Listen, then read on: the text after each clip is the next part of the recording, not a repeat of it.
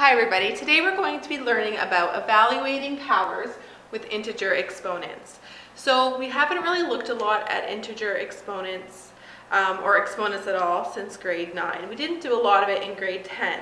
So you will need a refresher on how to operate with exponents. We'll go over the different laws that there are and also the different particularities, like what do you do with a negative exponent, things like that. So then we'll follow with some examples and you'll be ready to go practice and get ready for this new unit. So first let's recall the product rule. If you have an exponent with a base, two exponent powers, with the same base, and you're multiplying them together, then you add the exponents. So a to the power m times a to the power n is just a to the power m plus n. So why does this work? Well, if you have, let's say, 5 to the power 3 times 5 to the power 2. 5 to the power 3 just means that you're multiplying 3 5s together. And then 5 squared just means that you're multiplying 2 5s together. Okay, so altogether you have 5 5s. Okay, so you just add the exponents. 2 plus 3 is 5. Okay, so it makes sense because of the nature of exponents, which is just repeated multiplication. Okay, so the quotient rule, if you have a to the power m divided by a to the power n, you subtract the exponents, a to the power m minus n. So why does this make sense? Well, let's say you have, let's do like p to the power 5 divided by p to the power 3. Okay, so that's like 5 p's in a row. 1, 2, 3, 4, 5, divided by 3 p's in a row. Okay, so we can simplify by just crossing off 3 of the p's, and then you're just left with p times p at the top, which is just p squared. So, because of the nature of division, you can just cross off the ones that are common, so you're left with 5 subtract 3, which is 2. Okay, the power of a power rule, this is when you take a power to another power, then you do multiply the exponents. So a to the power m, all taken to the power n, is a to the power m times n. Why does this work? Well, let's say you have 3 squared to the power 3. Okay, so what this means is that you have 3 times 3, that's 3 squared, but this 3 tells you to take that 3 times 3 and to do it 3 times. So you have another 3 times 3, and yet another 3 times 3. So altogether you have 6 3's, so that's 3 to the power 6, which is 2 times 3. Okay?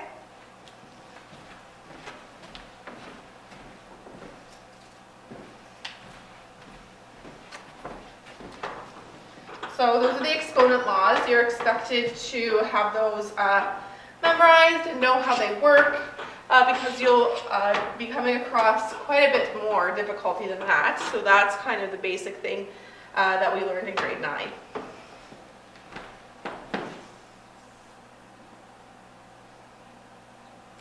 Okay, so here we come on some good examples with some rules with brackets and with negatives. So remember to use exponent laws on powers with the same base. So in order to use the laws I just explained, the powers have to have the same base. Okay? Also, a negative exponent, so not a negative like this, but if there was a negative here with the exponent, which we don't have on this page, it's on the next set of examples, but that means to flip the base. So if the base is 3 over 4, you flip it to 4 over 3. If the base is 2, you flip it to 1 over 2. Okay, so you use the reciprocal base. The exponent applies to any terms in the brackets. It does not apply to any terms not in the brackets. So this is very, very crucial to understand this. So I have a ton of examples here to illustrate this point. So this negative 2 is in the brackets. So that means all of the negative 2 is squared, the negative and the 2. So this would mean negative 2 times negative 2, which is positive 4. However, in this example, there are no brackets, so it's only the 2 that is repeated. The multiplication sign is not repeated. So it's negative 2 times 2, which is negative 4. Okay, so a different result. So 3x squared, if you wrote it as repeated multiplication, that would be 3 times x times x. But note the difference here with 3x all squared, or we can say 3x quantity squared. I hope you can see that. It's a bracket with a 3x and bracket squared. That would give you 3x bracket times 3x. Okay, so that would actually give you, if you simplified it, 9x squared. Okay, so it's very important that you note the brackets. Again here, 3 squared over 4. In this case, only the 3 is being repeated twice, because that's the only thing that the exponent is touching. So the base is 3. However, here the base is all of 3 over 4, because it's 3 over 4 quantity squared. So the 3 over 4 is repeated. Okay, so this one would have been 9 over 4, whereas this one is 9 over 16. Very different values. Okay, here the 3 over 4 is the base, but the negative sign is not within the base. So the base is 3/4. So the negative stays out front, and then you multiply 3/4 by itself. So you get negative 9 over 16. And here the base is negative 3 over 4, so the negative is included in the multiplication. So it would be negative 3 over 4 times negative 3 over 4 to give you positive 9/16. So all these examples are to show you how important brackets are when you're dealing with exponents. So be very, very careful and litigious that you are noticing brackets and you're applying the rules appropriately.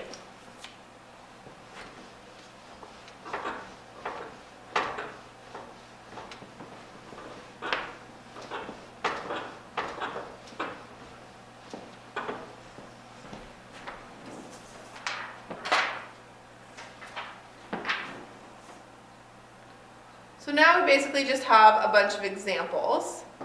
So we'll start with 5 to the power negative 3. Okay, so here's where we get into a negative exponent. So 5 to the power negative 3, this negative here is telling me to flip the base. Okay, so I will turn this now into 1 over 5 in brackets to the power 3. So the power that this negative has, or like the magic that it has, is that it makes the base flip itself. So once the base has flipped itself, that negative is no longer there. It does not make the value of this power negative, okay? It just flips the base, that's all it does. That's the definition of it. So this just becomes 1 over 125, since 1 to the power 3 is 1 and 5 to the power 3 is 125. Okay, what about B? 2/3, oops, sorry. 2/3 to the negative 3. Well, let's flip the base first. So you get 3 over 2 to the power 3. So all that negative does is flip the base. Once you've done that, the negative is no longer there. So then you have 27 divided by 8. 3 cubed is 27, 2 cubed is 8. Okay, let's do C, this one over here. Negative 3 to the negative 4. Okay, now let's be careful. This negative is not part of this exponent. It's really on the outside, okay? So we keep the negative out here, flip the base, and make the exponent just 4 now. Okay, this negative and this negative have nothing to do with each other. So now we keep this answer will be 1 over negative 1 over 81. Okay? Because the negative stays on the outside. So 1 to the power 4 is 1, 3 to the power 4 is 81. And then the negative is part of the answer. D, negative 4 all squared. Well, that answer would be positive 16 because it's negative 4 times negative 4. Negative is part of the base. Okay, let's do E. It's a bit longer. So 3 to the power 5 times 3 to the negative 2 over bracket 3 to the negative 3 squared. Okay, so often students want to try to start crossing things off right away. Don't do that. what you want to do is simplify the numerator and simplify the denominator, and then apply the quotient rule last, okay? So the numerator here gets a product rule. So we add 5 plus -2 to give us 3 to the power 3, divided by, this is a power of a power, so we get 3 to the power -6 because we multiply those exponents. Okay, now we subtract. 3 minus -6 is 3 to the power 9. So that final answer you can use your calculator for is just 3 to the exponent 9. So again, simplify the numerator, make it 1 power, the denominator, make it 1 power, and then apply the quotient rule last. The only time you wouldn't do that if it was all surrounded by a bracket, and then you would do that big, huge final bracket last. But we'll be having lots of more difficult examples coming up. You'll see what I mean.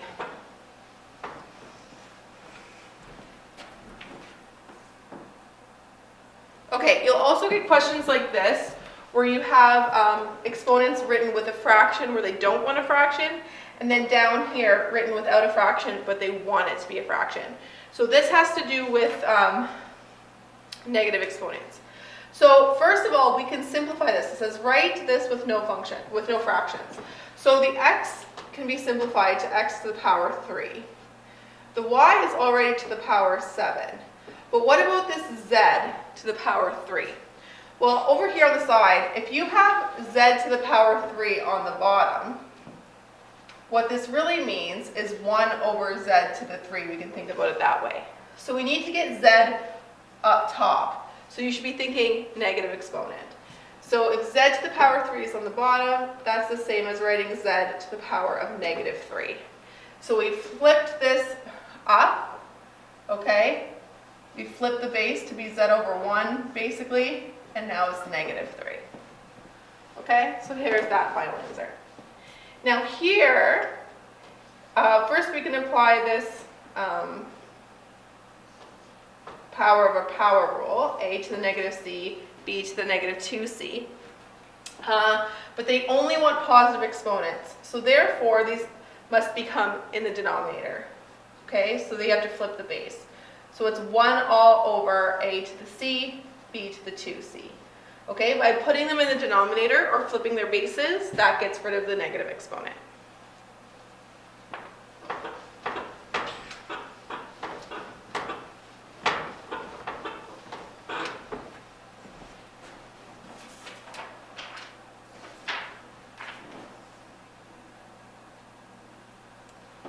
Okay, so if you have questions like this where you're adding and subtracting fractions with an exponent there, you still have to use your normal fraction rules. So here you would have to get a common denominator. Again, follow BEDMAS, do the brackets first. You're just adding 2 fractions.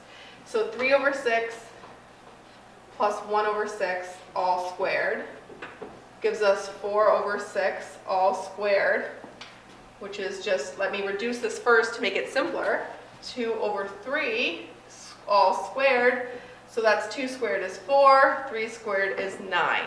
Okay, we square both of them because there's brackets. So again, just follow normal BEDMAS and just treat exponents the way you've been taught to treat exponents with appropriate laws. In B, those two are being multiplied, so 1 times 1 is 1, 2 times 6 is 12. All squared, so you just get 1 over 144. A very different result. Okay, so make sure you're paying close attention to the operations that you're being asked to perform, whether it's multiplication or division, and just use the appropriate rules that you've learned in the past. Okay, here's a fun little example that shows why any number to the power 0 is 1. Okay, recall that's another rule. Any number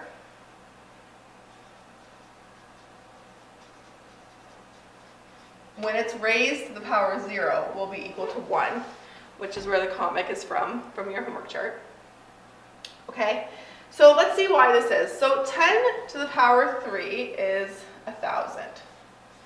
Okay, 10 squared is 100. 10 to the power 1 is 10. I'm going to leave 10 to the power 0 for a second. Okay, 10 to the -1 is 1 over 10. 10 to the -2 is 1 over 10 squared, so 1 over 100. So what's going on here? Well, Notice that if we're going from top to bottom, to get here from here to here, I'm dividing by 10. And again, to get to here from here, I'm dividing by 10. So it would naturally mean that to get from here to here, I would divide by 10 again. And what is 10 divided by 10? Oh, it's 1. Huh. Okay, so I'm dividing by 10. And does this pattern follow if I put 1? Well, yes, it does, because to get from 1 to 1 over 10, I'm dividing by 10. And to get from 1 over 10 to 1 over 100, I'm dividing by 10. Okay, you could also see this by going the other way, by going up to this one up to this one, I'm multiplying by 10. From 1 over 10 to 1, I'm multiplying by 10. To get from 1 to 10, I multiply by 10. 10 to 100, I multiply by 10. And 100 to 1,000, I multiply by 10. Okay? That's the definition of an exponent. I'm always multiplying by the same number each time. 10 times 10 times 10 times 10 times 10. So, therefore, 10 to the power 0 has to be 1 to fit within that pattern.